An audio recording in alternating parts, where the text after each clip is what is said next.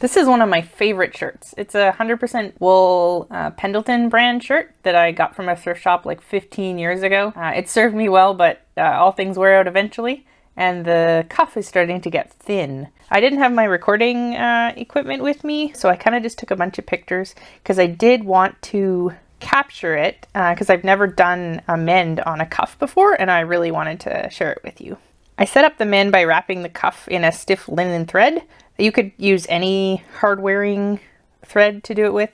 After that, I wove through the strands with a merino wool yarn, alternating strands. So up, down, up, down, up, down. Once I got to the top, I ran one strand along the edge, so right along the top, and then another one just over it. Added some red for color matching, because obviously I didn't have what the shirt was made of. For weaving in the ends, I used a lace weight crochet hook and just kind of pulled it through, which was a lot easier than trying to do it with the needle. Then I trimmed the edges. The mend is a bit thicker than the fabric, but I like the originality of it, and I feel like it'll kind of blend over time.